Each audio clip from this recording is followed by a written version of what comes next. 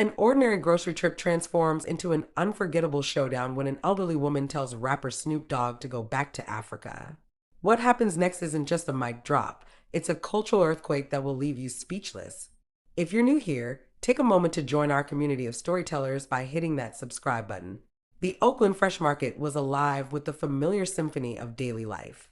Shopping carts squeaked against polished floors, while the soft hum of conversation filled the air. It was a crisp autumn afternoon in Oakland, California, a place where Snoop Dogg had spent countless moments of his youth. Between the neatly stacked produce and carefully arranged fruits, regular shoppers went about their routines. Little did they know they were about to witness a moment that would challenge their perspectives forever. If you're enjoying this story so far, give this video a quick like. It helps us reach more people with these powerful messages. Near the organic section, Mrs. Eleanor Bennett, a woman in her mid-70s with carefully styled silver hair and wire-rimmed glasses, stood examining a bunch of fresh kale. Her pearl necklace and pressed beige cardigan spoke of old-world propriety, but what would come from her lips would shake the very foundation of civil society. Snoop Dogg, dressed in his characteristic laid-back style, a vintage Oakland Raiders hoodie and dark jeans, approached the same section. His movements were casual, unhurried, as he balanced a shopping basket while scrolling through his phone. The fluorescent lights cast a quiet glow over the scene, like a spotlight waiting for its moment. The initial interaction seemed harmless, just two people sharing the same space in a crowded grocery store. But beneath the surface, tensions were brewing. Mrs. Bennett's fingers tightened around her shopping cart handle, her knuckles whitening with each passing second.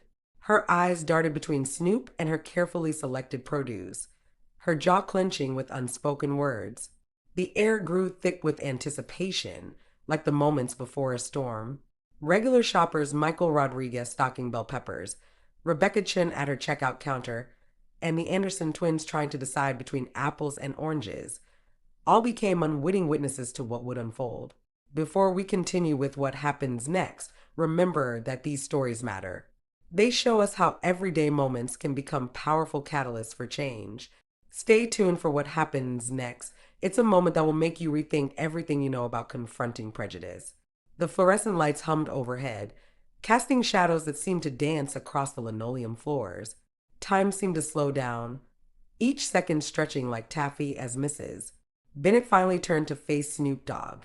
Her voice, when it came, would shatter the peaceful afternoon shopping experience into 1,000 pieces. If you're just joining us, you're about to witness a moment that will leave you breathless. Make sure you're subscribed. You won't want to miss what happens next. You people don't belong here. Mrs. Bennett's voice cut through the ambient store noise like a knife.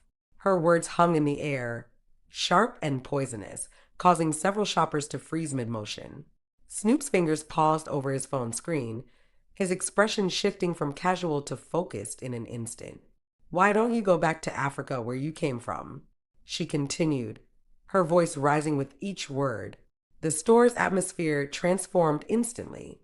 Ashley Martinez, a young mother by the cereal aisle, quickly steered her toddler away. David Thompson, a retired veteran examining tomatoes, lowered his reading glasses in disbelief. The hush that fell over the produce section was deafening. Even the store's background music seemed to fade away, as if the universe itself was holding its breath. A young employee, Marcus Williams, stopped arranging mangoes, his hands trembling slightly as he watched the scene unfold. If you're feeling the tension right now, imagine being there. This is the kind of moment that defines who we are as people. Drop a heart in the comments if you believe in standing up against hatred.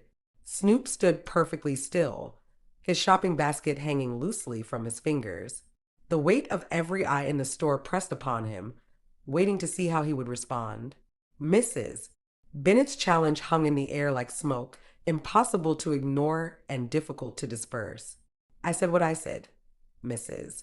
Bennett doubled down, adjusting her pearl necklace with trembling fingers. "This is my country and people like you." Her voice trailed off, but the implication was clear as crystal. The crowd growing around them was a mix of emotions. Jennifer O'Brien, clutching her shopping list so tightly it crumpled, whispered, "Oh my God," under her breath. The Martinez family by the deli counter exchanged knowing looks, their own experiences with prejudice reflecting in their eyes. Time seemed to stand still in that Oakland Fresh Market. The fluorescent lights buzzed overhead, casting harsh shadows that seemed to divide the store into light and dark, right and wrong. The tension was so thick you could cut it with a knife. Snoop's reaction, when it finally came, would prove to be more powerful than anyone could have anticipated. But before we reveal his response, take a moment to think about what you would do in this situation. How would you handle such blatant prejudice? Share your thoughts in the comments below. The next few moments would become legendary in Oakland's history, passed down through social media and word of mouth.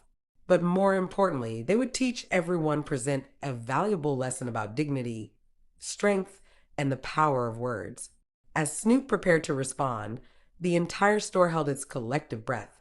What happened next would change perspectives and challenge assumptions in ways no one could have predicted. Before we dive into Snoop's powerful response, if you're feeling the intensity of this moment, tap that subscribe button. Stories like these need to be shared. Snoop's voice, when it finally came, was as smooth as silk but carried the weight of generations. "Ma'am," he began, setting his basket down with deliberate care, "let me tell you something about belonging." The store's usual background noise had completely ceased. Even the buzzing of the refrigeration units seemed to quiet down, as if nature itself wanted to hear what was about to unfold.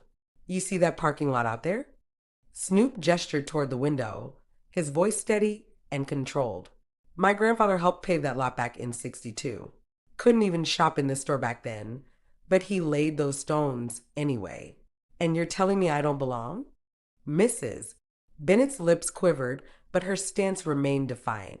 The crowd grew larger. Catherine Mitchell from the bakery department abandoned her fresh bread display, and the Walker twins stopped their inventory count to watch. "My great-grandfather," Snoop continued, his voice gaining strength but never losing its composure, "worked these California fields until his hands bled. He built the railroads that probably brought your family here. My grandmother cleaned houses in these neighborhoods when she wasn't allowed to live in them." If you're feeling the power of these words, give this video a thumbs up. These stories matter now more than ever. "My father," he went on, "served 20 years in the military, defending the very freedoms you're using to tell me I don't belong. He came home with medals on his chest to signs that said no colored allowed. But he still believed in this country's promise." A young cashier, Isabella Rodriguez, wiped tears from her eyes. Robert Franklin, a regular customer known for his quietness, nodded slowly, his grocery list forgotten in his hand. "So when you say go back to Africa," Snoop's voice carried a hint of sadness now, "I have to wonder, where should I go back to? Oakland raised me. America made me. My blood, sweat, and tears are in this soil just like yours." The silence that followed was profound. Even Mrs. Bennett seemed to shrink slightly under the weight of his words. "But you know what?" Snoop's tone shifted, becoming almost gentle. "This isn't about making you feel bad. It's about understanding. Your America and my America, they're the same place. We're all writing this story together. Remember to hit that notification bell. Family. These moments of truth need to be heard." The aftermath of Snoop's words rippled through the store like waves.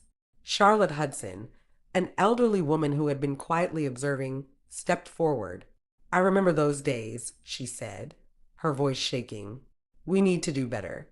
We have to do better." Mrs. Bennett's transformation wasn't immediate. Real change never is. But something in her eyes had shifted.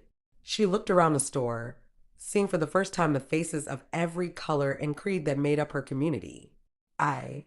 She started, then stopped. Her shopping cart became a support as she steadied herself. The pearls around her neck seemed to weigh heavier now. "It's never too late to learn," Snoop offered, picking up his basket again. "Never too late to grow."